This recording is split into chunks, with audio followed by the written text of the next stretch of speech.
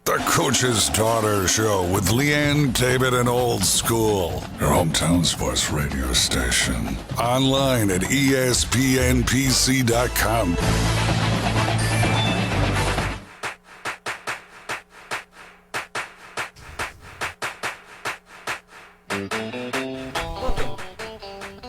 Welcome back to the Coach's Daughter Show. Oh, man, I'm so excited. Welcome to the broadcast, the Braves broadcaster, Chip Caray. Chip, how are you doing today? I'm doing great. How are you guys? Man, we are ecstatic through the roof right now. So excited to have you on the show with us. So thank you so much for taking some time out of your day to be with us. My pleasure. Glad to be on. Happy to help. Awesome. All right, so first, one of our, the host of this show, the Coach's daughter herself, her neighbor, let me see what his name is, Bill Raines. He said hello. Yep. Bill Raines said hello. Tell Bill I said hello. He's the emperor of Panama City, so he knows everything. Good dude. Wow, that's some good stuff. All right, so I'm joined here with Sam Peebles. We've got Old School, and we've got Jay Chapman in the studio with us today. I'm going to kick it off to Sam. He's got a great question for you. First, I just wanted to say thank you for your hard work through the years. You're instrumental in bringing my love for the Braves and the game of baseball in general to new heights, so thank you for that. Wow, thanks. You're very welcome. That's a very nice compliment. I appreciate it. You're welcome. I had no idea you spent time here in Panama City. I was looking through your Wikipedia page, and it said you spent some time here? I did. I was my first job out of college. I graduated from Georgia. My first job was at WNBB Channel 13. John Williams was our news director at the time, and they hired me out of Georgia. I think David Jernigan was the general manager at the time, and my beat was the beach.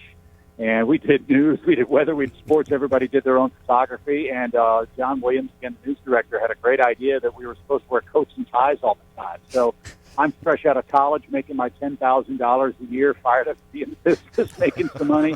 And I'm schlepping tape decks and cameras and batteries and tripods on the beach with a coat and tie while all the girls were dressed in their skimpy bikinis during summer break. It wasn't the most glamorous job because I ended up looking like the guy from broadcast news with the sweat cascading down my suit. But it was a great place to get, to cut my eye teeth in the business. Learned a lot, had a lot of fun with guys like Larshay Hardy and, just so many cool people and a lot of great friends that were really instrumental in getting me started. Linda Scott was there at the time and, had a lot of fun, learned a lot, and wasn't there long, but it was a very, very big springboard for the rest of my career for sure. Well, Chip, again, it's such an honor to talk to you. I started listening to the Braves or watching the Braves baseball back in the 80s, TBS, 90s, and I thoroughly enjoy the broadcast. I think the Braves Network does such a great job. Our station's proud to be a Braves affiliate, but last night I was sitting around and I was thinking about, what I'm going to be talking to Chip Caray tomorrow. What do I ask him? And one of the things that came to mind was, all of us admired our dad when we were growing up. And at what point did you realize that your dad had a really important job and that he had one of the coolest jobs ever?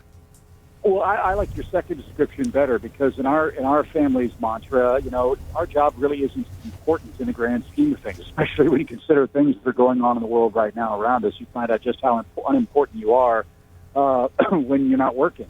But that said, I realized my dad had a cool job when I watched him on cable TV. My parents were divorced. I didn't spend a lot of time with my dad, but I had friends that played baseball and watched the Braves games when cable started coming to the Midwest in St. Louis, where I grew up. And I had friends come up to me in school, and I was not the most popular kid by any stretch. But they said, "Was that your dad doing the Braves game? I watched them play the Reds last night." And that was kind of an eye-opener for me that, wow, wait a minute, my dad, I guess, is kind of famous in a way. Not that mattered. He was a dad to me. But it was certainly, a fun thing to talk about. And as I got older and got into high school and I realized that I wanted to do what he did, it was just like any other father taking their kid to work. There are several generations of lawyers that have law firms and plumbing firms and banking firms and grocery stores and all that. Guys that could close games out if they had to.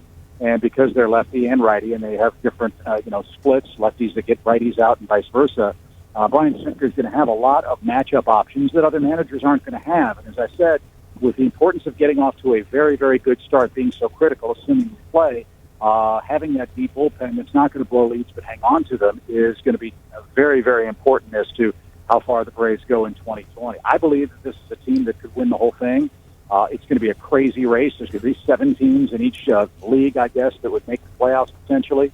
So it's going to be a wild, wild shootout. It's going to be a season unlike any other. There will be no asterisks as far as I'm concerned, but it will be a season where the players, the owners, the broadcasters, the fans are all going to have to adapt to a new reality, at least this season. And the team that I think that can do that the quickest and the best over the course of however many games we play is going to have a gigantic leg up, of course, as to how far they advance in the postseason.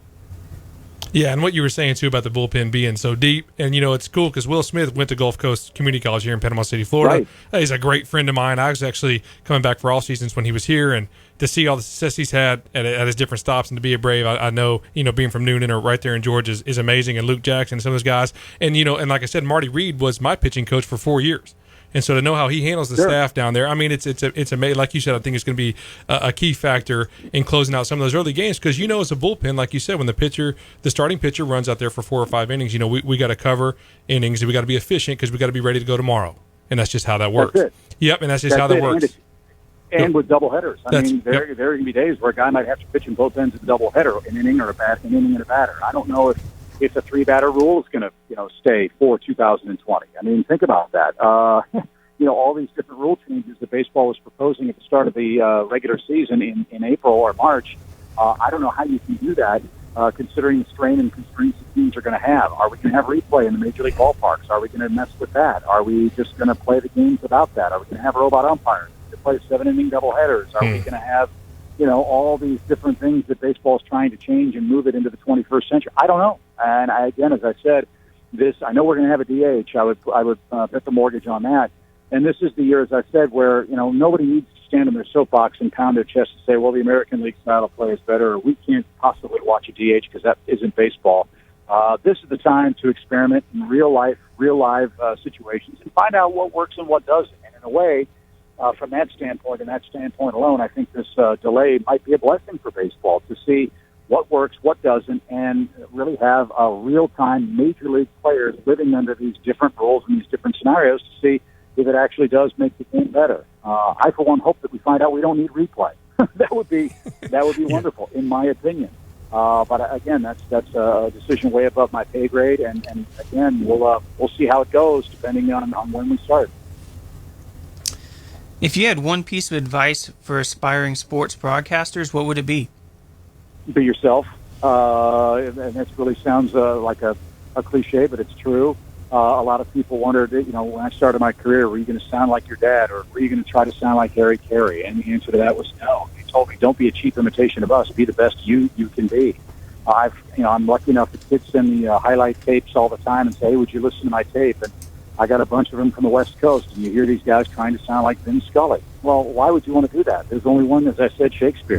There's never going to be another Vin Scully. That'd be like Jay going out and trying to pitch like Curt Schilling. You've got to do it the way he does it. Right. And if you don't, people know and can spot. It's like spotting a fake Rolex in New York. They want the real thing. So be the best you can be. And ultimately, as a person who is being invited into someone's home or car every night for 162 games, they want to know that you're authentic and who you are. And let's face it, there are a lot of people who don't like who I am. Okay, I can live with that, but at least I'm me, and at least people know who I am and what I am, warts and all. And I'm not going to change that. So. Over time, if you want to be respected in a business, do the best to be yourself and live and die with who you are, because ultimately you're selling yourself as much as you're selling the game. That's really great advice. And this is Jay again. And one of the reasons you were talking about some of the changes, and it was actually kind of crazy. I was talking to some of my buddies who were in AAA last year, and one of the things that I hope they do not do, and I hope they don't do a lot of the things, but they were saying, I can't remember what inning it is, whether the 11th or 12th inning, they were starting the inning with a runner on second base. And that was happening in AAA baseball games, and I just could not believe that was. I was thinking, what happens if you get walked off with the guy that they just put out there? Like, we just go in the locker room and Well, right. So I guess wins and losses truly don't matter in that spot because you didn't put the guy there. Well, right?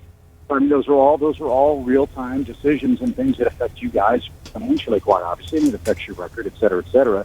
But again, I don't know. I don't know. Can we as an industry only play 80 games? Do we need more games? I'd love to see more because that means I get paid more. So I'm certainly in favor of that. But can you play can you have 2 doubleheaders a week with a 20-man taxi squad? You know how many guys get hurt and come up sore and can't pitch a couple days later. But that's the economic reality of where we are. We're not going to have, from what I can tell, minor league baseball as we know it. We're going to have 20 and 25-man taxi squads training with the big league club, throwing on the side, throwing in inter-squad games, and those guys are going to have to be ready to come in and maybe pitch in major league games that will affect these standings and their records and their future earnings. And so, again, it's not an easy situation. It's not an easy spot. But that's the challenge all of us in the industry are going to have to face. And as I said, the guys that can do that the best and do it without complaining and approach it with a sense of humor and a sense of opportunity, I think are the ones that will succeed the quickest. You're listening to 104.3 ESPN Panama City. We're joined by Braves broadcaster Chip Caray. Chip, with the exception of any of the Braves stadiums, outside of those, Turner Field and Fulton County and Truist or SunTrust, however you want to call it, what was your favorite to visit? Wrigley. So much happened to me personally and professionally there. It's my favorite. I love the history of it. I love the magic of it. It truly is a magical place. I enjoyed almost every minute of my time there with the Cubs. And as a father with young children at the time that I took that job, there was nothing better than going to the ballpark at 9 o'clock and coming home at 6 o'clock. It was like a regular job in the major leagues, which doesn't happen anywhere else. It's a great place right in the middle of the city, and there's nothing quite as beautiful as a sunset over Lake Michigan with Wrigley Field and the ivy in bloom in June and July. And when I was there, the couple of seasons that the Cubs were good, when they'd have a packed house and playing great, it was as good as it gets in the major league. So for me, Wrigley Field, far and away number one. It's old, it's antiquated, the broadcast really sucks. It's a dump, but and the spiders there are landmark protected, so you can't even spray them with bug spray when they start trickling down in your school book. But it's like a comfortable old shoe or the old jalopy in your grandpa's barn. Just love it for what it is and what it's not. And as I said, for me, there are so many great memories there that it's certainly at the top of my list outside of Atlanta. So that's great. Thanks for sharing that. My question is, out of all those stadiums that you've been to, which one was like the toughest to call a game in? Because all the broadcasting booths, could be in areas where it's tough to see the ball or something like that. Washington Really? is the worst. It's the worst booth in baseball. Of course it is. It's Washington. Pittsburgh second. The people who design the stadiums, oftentimes, in my opinion, design them with the express thought or concern of the people who work there last on their list. And look, the ballpark is there for the fans. I get that. But in Washington, you are so high. You are just under the roof of the ballpark. The players truly look like ants. A guy can hit a ground ball that looks like a line drive, or a guy can hit a line drive that's on the ground. You can't tell. That's how high you are. And it always has befuddled me that when these when regional networks are paying tens of millions of dollars a year to the ball clubs, that they don't have more say as to where the booths are, because we're trying to present the product as best we can. And so, obviously, the closer we are to the action, the more we can see and hear and describe. And we're accurate, because nobody wants to be the broadcaster in this day of Instagram and Facebook and Twitter to say, hey, something's hit on the line and it's a fly ball to the left fielder, or hit on the ground and it's a line drive. You can't tell the trajectory of the ball. So Washington, far and away, the worst. I wish they'd move them down. I wish baseball would make there be some standards as far as the highest the facilities could be. But luxury boxes and those dollars obviously are important too, and I can understand the conflict there. But speaking selfishly as a broadcaster, hell, I'd like to be right behind home plate if I could. That would be perfect. Hey, Chip, thanks for everything, man. That was such a fun interview to do with you. Can I get a holy cow before you go? Well, holy cow! There you go. All right, that's not my line, but I'll do it for you, and only because Bill Reigns, the Emperor, would have my head chopped off if I didn't do it. So there you go. All right, thanks, Chip, so much, Chip. Man. Okay, guys. Jay, you take care. We'll see Yeah, you take care. soon, bud. That's exactly right. Thank you. Thank you. Take care, Chip. All the best. Yep. Thanks, guys. Wow. I got nothing to say. I know, right? Great guy, huh? This is awesome. What a wonderful guy. It was almost like watching a Braves broadcast, but being able to watch or ask questions live. Yeah, when Incredible. he was describing the possibility of having baseball come back on the 4th of July. No, I was getting chills. I had chills running Yeah. all over me. I thought, man, I hope this Yeah. works. I hope it happens. I really do too. I was actually thinking the exact same thing. That would be special. Of course, I go to Facebook for the last question and get that. Someone on Facebook asked them to say that. So sorry about that, Chip. But hey, man, what an interview. All right, we got to run and go take a quick break, and we'll be back with Fan Friday profile of Sam Peebles. Stay with us.